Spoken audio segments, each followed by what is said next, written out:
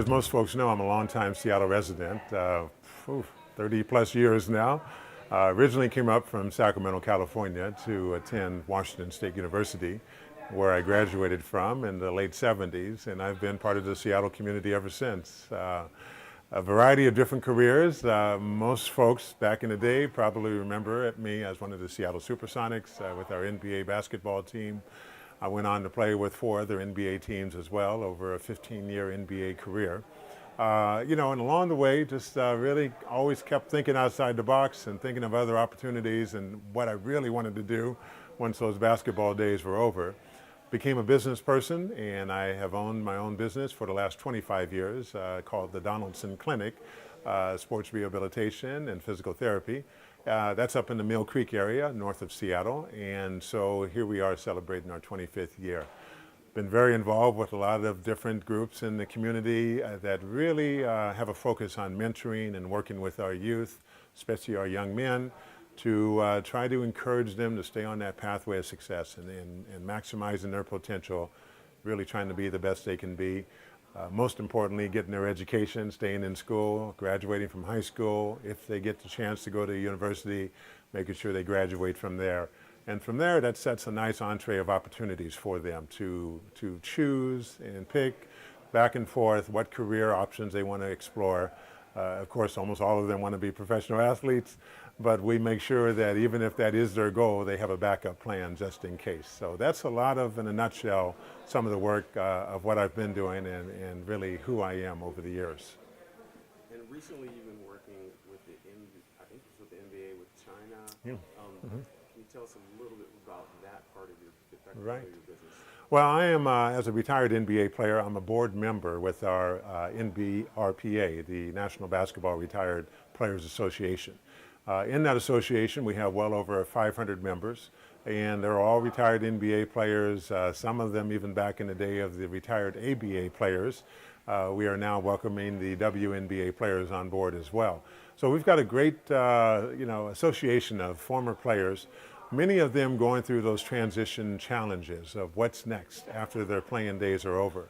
It's not unique to basketball. It's virtually across the landscape of sports in general. Whether your career is finished in high school or finished in the university level or finished after your professional career, you've really got to develop a plan of what's coming up next. And so I help with a lot of those regards of transitional assistance programs. Most folks who do what we have done as a profession really have a passion for giving back to our youth. And so there are great opportunities to teach basketball, train basketball, coach basketball, even in countries like China, where I spend about 8 months a year now, developing a vast array of different opportunities for the retired players to plug into. After-school programs for a lot of the Chinese youth, basketball training camps and fundamental camps, physical fitness in general. So we have a lot of great opportunities, and I really enjoy it. This is one of my passions of giving back and working with our retired players, as well as working with youth programs. One of the messages I try to get across to our youth nowadays is the fact that their competition isn't sitting necessarily next to them in the classroom. Their competition is coming in from all around the world. And so a lot of the programs we do in China are study abroad opportunities for the Chinese youth. They come here to the States, they plug in at the high school level, the community college level, the university levels, all over the United States, by the hundreds of thousands. China is sending 1 million students abroad to study every year now, and about half of those come to the United States. So this is kind of the landscape that we need to work in. Our world is small and connected now. Not only to students internationally from China, but from other countries all around the world. India is a huge platform for students coming internationally. Indonesia, Malaysia, the Middle East, Europe, they're all coming. And our students, especially our students at risk and our students of color, really need to realize that, hey, I have to really hone in and make sure I get that educational platform as my base.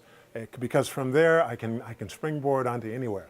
And so it's great to have a vision and a dream of being a professional athlete. I'm all for you. I'll be the first up in the stands, applauding every great move that you might make on the court or on the field. But also be sure that along that dream pathway, you develop an alternative backup plan as well. just in case you're not that 1% or 2% who actually make it there, and you're that 98% who need to have a backup plan, and that could be you. So we want to make sure we encourage them to get their degrees out of high school, out of college. That better prepares you to get out into the real world and compete with all the competition coming in from around the world. I encourage them also to be entrepreneurial, to be business owners. You know, this is really where you can start generating your own wealth creation, next generation creation. We really need to start thinking about those things in those regards. So those are my messages to our young people on a consistent basis. If they want to be a professional athlete, I'm all for you. And I hope you can make it there. But very few are going to make it there in reality, so let's make sure you have a backup plan just in case.